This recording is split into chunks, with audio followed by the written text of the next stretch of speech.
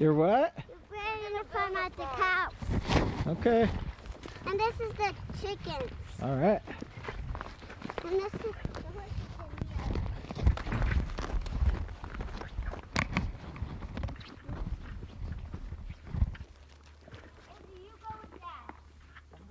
Good morning. It is Wednesday, December 4th.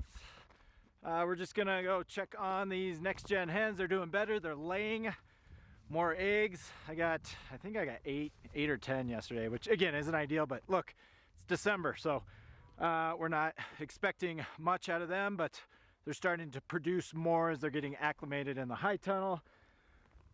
I'm gonna switch the paddock on the cows. These cows are getting out again. I'm wondering if my little fix that I did on the fence over there, I don't think it held up. I'm pretty sure they're still getting out. So I'm gonna move them over and we'll put them on the mid paddock, which that is where the pigs were the majority of the time. So that's where most of our devastation was. So it'll be nice to start sprinkling hay over the devastation. We'll go check these hens real quick.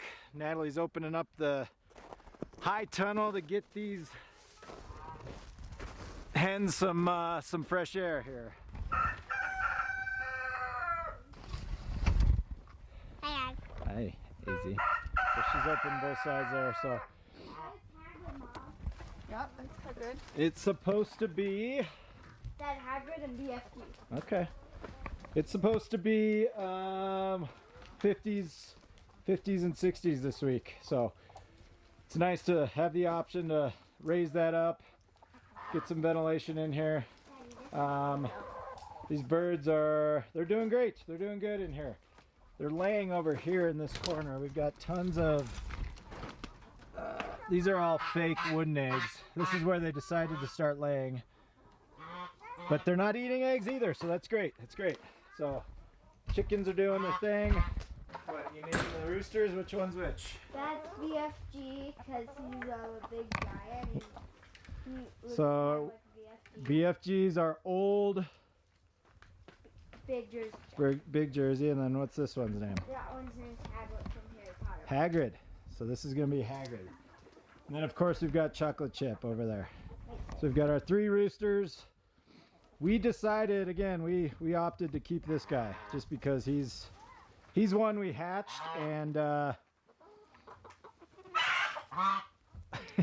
he's one that we hatched, and he's just very docile. He's a product of our other Jersey giant over here, which is BFG. So all good. All right, chickens being chickens. Let's go check on these cows.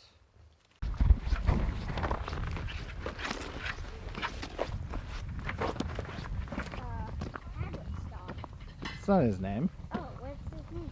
I don't know. What's his name? It's not Claw. All right. Let's go check on Annabelle. Yep, complete mess. She is just a mess. Hi. Complete mess. I'm gonna spray her down. I mean, she's not horrible. Okay, so yeah, here's kind of a tip trick for us. This has worked for us, and again, we've gone back and forth over the years, but with Annabelle or with any milk cow, again, for whatever reason, our Jerseys love to lay in their poop. They're the only ones. I'm not even going to try to solve that problem. We continue to throw hay in there. The other 3 cows are clean. This one's always dirty. It is what it is. So the way we decide whether or not we're going to spray her down is if she just laid in poop, if it was fresh and she's just wet, it's a wet manure, then we'd spray her down. 95% of what she has on her is dry, so it's very easy to just brush it off.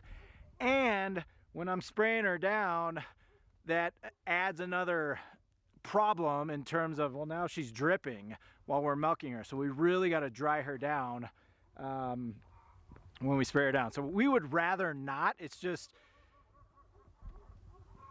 it's finding that fine line. Like in my head, I always had an issue with, look, she's filthy right now.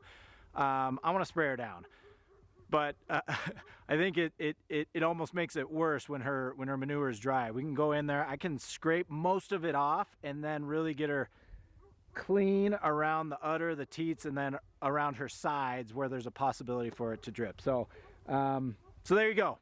That's how we make the decision on whether or not we're gonna spray down our milk cow. Hope that helps. Don't know if it helps. Seems very obvious. I think a lot of the oh my goodness. I think a lot of the tips, tricks, ideas that we are throwing out there seem very obvious, but for whatever reason, it took us some time to figure them out. So that's why I'm giving them to you guys. We've struggled and screwed up in areas, and these obvious hacks, so to speak, we want to give to you so you're not spending the time messing up like we did.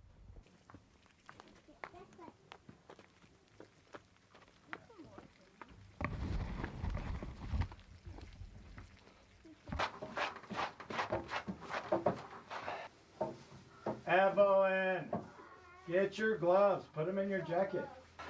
So again, a lot of this is dry. I'd say 90% of it's coming off. And she's so hairy under here. The problem with spraying her down is if all this gets wet, then you've got possibility of drip. So it's almost easier just to brush it all off when it's dry. I mean, some of this is wet, but that's not gonna fall into the pail. Everything that's under here, where our pail is gonna be, is dry. And clean enough to where I can get in there with my soapy rag and clean it. And we can milk her and be clean.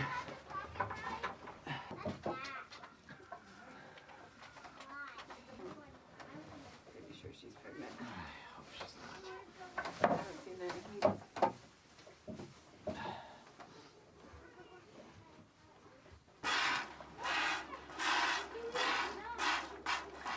And I think I gave him the yellow.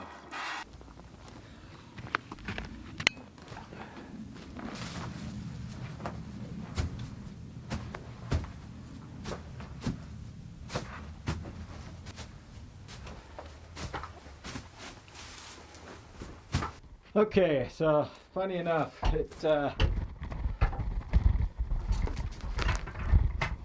you lay these squares out just like this, and these cows will come in, and by the time they're walking around in here and laying down and everything else, they break it up pretty good. So we've been doing, I'd say, I don't know, once a week, throwing an extra bale of spent hay in here, and that's done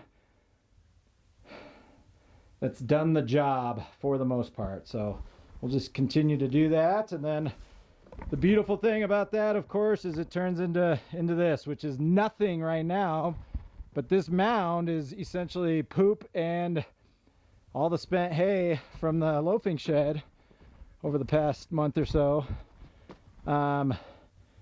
Once spring hits, we'll start flipping this thing. We'll start flipping it, adding moisture to it, and this will turn into our compost that we'll be able to bring over to our high tunnel, and the cycle continues. So an amazing thing for sure. All right, let me get these cows out. Again, like I said, I think well, I know, oh, June's in there. June keeps coming in here. I like to leave some hay in here. June, get out. Get out. Go. Go. Get. I try to leave some hay in here for Annabelle, so in the mornings she'll come in here, and I can at least get her in, close her up before I go get more hay for her. And June figured that out, and she comes in and eats all the scraps.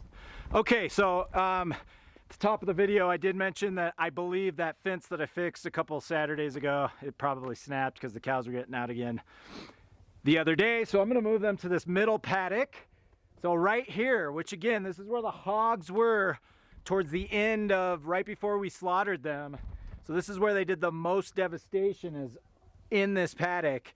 And this is where I like to throw all of their hay, because I want to cover all of that devastated ground.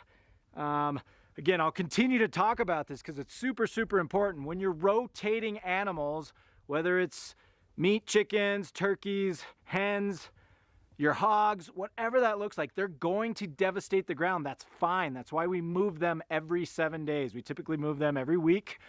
The hens will move every 2 weeks. But every 1 to 2 weeks, you want to move your animals. With the hogs, I think it's 7 to 10 days. So I don't think you want to go more than 10 days because of the opportunity for disease to set in because of their poop. So whole nother topic of conversation. My point of what I'm getting at today is we're moving our animals every single week for a number of reasons. To get them on fresh grass, but also to devastate. We want them to devastate the ground. Well, come winter time, we need to do our part by managing where we graze our cattle, and I'm gonna force them to go where I want them to go, which is where we devastated the land in the summer and in the fall. And I'm gonna lay all their hay. I'm gonna throw their hay over the devastation. They're gonna go, they're gonna eat up most of it, but they're also gonna leave some behind, which is good. We wanna cover that ground with all the excess hay. And then while they're doing that, they're pooping, they're peeing. So they're fertilizing that area. Come next spring, it's gonna be better off for everyone. So being intentional in where we're grazing our cattle in the winter, in the late fall, winter, and early spring, will pay dividends in terms of what your pasture looks like the following spring, summer, and for years and years and years to come. So I'm gonna go grab half a bale. I'm gonna spread it. I'm gonna start spreading it into this middle paddock. Look, I needed to move them anyway. They've been in that far paddock for long enough. So I'm gonna move them, and then when I get to it, I'll go check that fence here one of these Saturdays.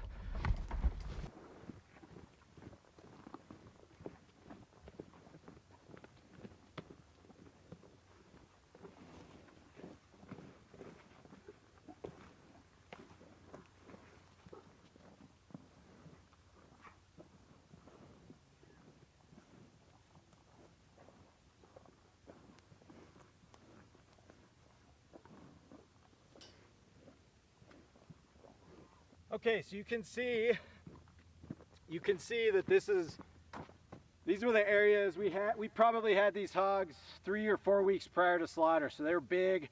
They did lots of devastation. You can see the areas. I mean, you can see where they rooted up the ground and they've mounded up the dirt, and they're just being pigs, right? So I'm gonna throw this hay, and we ran them all along this area. So over the next few weeks, few months, I'm just going to continue. I'll get further and further out with our hay that I'm tossing around for these cows, and we'll eventually cover all of the devastated areas that we ran our pigs on earlier this year. All right, so there you go. We'll just we'll continue to do that each and every day, and our pasture will be better off for it for many years to come. Look, there's no exact science. I'm just throwing those things out.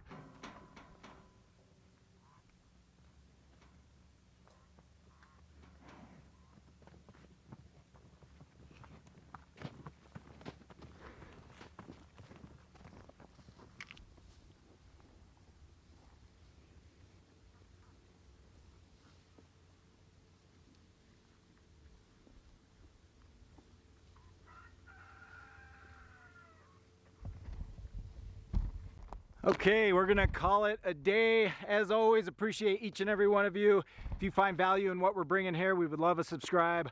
Love the likes, love the comments, love the feedback. Say it all the time. We're in this journey together. We're trying to figure out every day, and if something we do prompts you to either not do it or do it, you know, it's a win for the video. So if you find value in what you're seeing here, hit subscribe, or if you're just following us on our journey, we'd appreciate the subscribe as well. Appreciate each and every one of you. Have a wonderful, wonderful day. We'll catch you next time.